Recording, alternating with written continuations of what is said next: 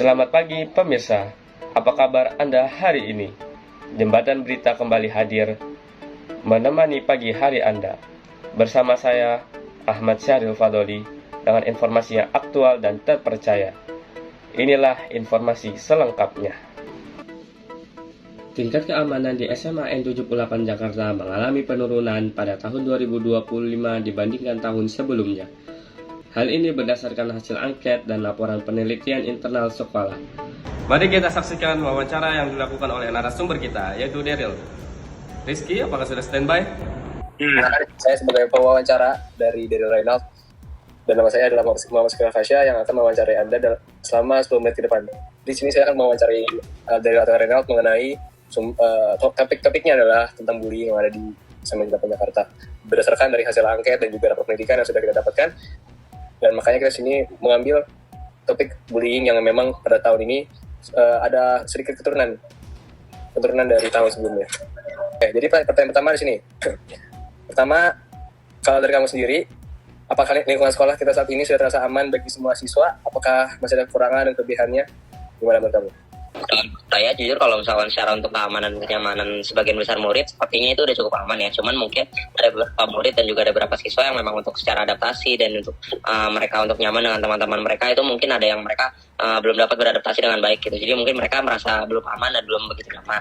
Cuma kalau misalkan mereka udah menjalankan kehidupan di SMA 78 selama beberapa waktu, mungkin mereka dapat beradaptasi dengan baik sehingga bisa menemukan beberapa poin tersebut. Kalau dari kamu sendiri, kamu itu ketika di sekolah itu kayak rasanya nyaman atau risih?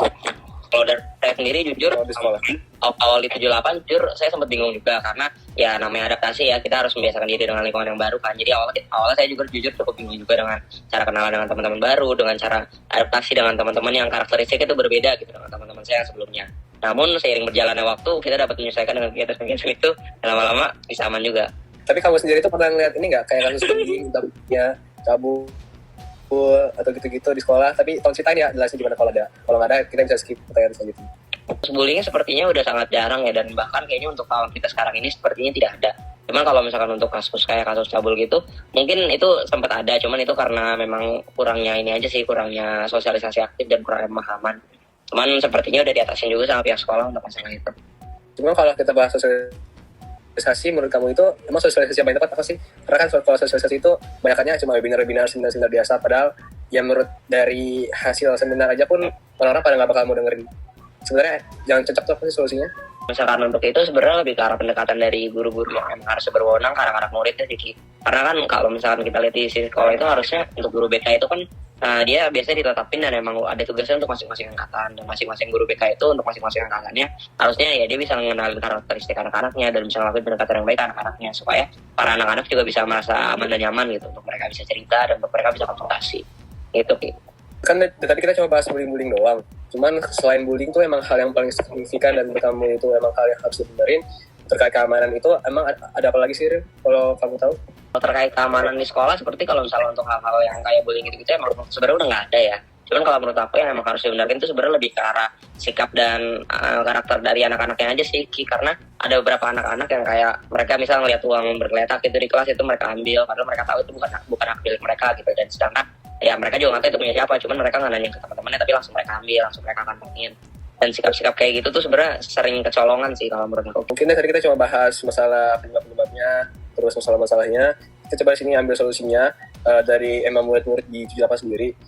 Kalau menurut kamu sendiri, ini kan kamu tuh mewakilkan dari kelas 10, 11, 12. Sebenarnya emang program yang seharusnya dari dulu tuh sekolah ngelaksanain itu apa sih sebenarnya dibandingkan yang emang seminar-seminar biasa dan nge-aktifi kayak wewenang guru yang harusnya lebih aktif lagi dalam hal kayak gitu? Kalau untuk program yang tepat sebenarnya kalau untuk masalah pembinaan karakter dan pembinaan mental itu sebenarnya balik lagi ya untuk program dari kesiswaan dan juga dari sekolah. Karena untuk program yang efektif juga harus disesuaikan juga ke anak-anaknya, karena anak-anak yang ada di 78 dengan anak-anak yang ada di sekolah lain maupun anak-anak yang ada di angkatan lain tapi di 78 itu sifat dan karakteristiknya itu tentu berbeda. Jadi kalau misalnya untuk secara program sebenarnya harus disesuaikan juga dengan mereka. Dan kalau menurut aku sendiri sebenarnya untuk cara yang paling efektif itu kalau untuk pelaksanaan itu ya emang lebih fokus ke pendekatan anak-anaknya dan emang kerjasama antara orang tua dan guru untuk melakukan pendekatan itu. Kalau menurut aku sih gitu. Kamu kan dari hasil angket kita ini hal-hal yang naik itu kan di bidang akademiknya, dan memang dari tahun 2024 ke 2025 itu kan yang turun itu bidang keamanannya. Cuman menurut kamu sendiri itu apakah kalau misalkan bidang akademiknya naik, terus keamanannya turun, itu menurut kamu hal yang oke dan yang nggak parah-parah banget dibandingkan akademiknya turun, terus keamanannya meningkat, jadi bagus-bagus. Jadi tapi akademiknya yang turun, kayak sebaliknya gitu. Dan kalau itu sebenarnya harusnya duanya saling seimbang ya, menurut aku. Karena untuk syarat keamanan dan juga untuk syarat akademik itu dua-duanya saling menunjang. Jadi sebenarnya nggak bisa kalau misalkan salah satu ada yang turun terus salah satu naik, ataupun sebaliknya gitu ya. Menurut aku dua-duanya tuh harus emang bisa seimbang dan sama-sama berkembang ataupun sama-sama stabil gitu. Dan menurut aku yang memang karena sisi keamanannya turun, ya itu emang harus diwaspadai lagi mengenai cara-cara yang dijalanin oleh sekolah gitu. Semua pertanyaan wawancaranya udah kamu jawab dengan baik, Daryl. Jadi mungkin kita bisa akhiri wawancaranya. Terima kasih banget untuk waktunya yang udah diluangkan supaya kita bisa terlaksana wawancaranya. Jadi Pak Daryl, kami boleh persilakan untuk dari komitinya. Terima kasih Daryl.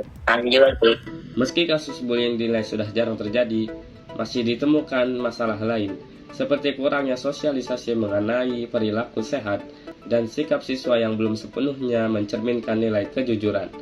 Pihak sekolah kini dituntut untuk mencari solusi yang lebih efektif, terutama melalui peran guru, bimbingan konseling, serta kerjasama dengan orang tua. SMA N78 Jakarta juga menghadapi tantangan menjaga prestasi akademik tetap meningkat, sambil memperbaiki kondisi keamanan sekolah yang mulai menurun. Sekian laporan saya. Terima kasih atas perhatian Anda.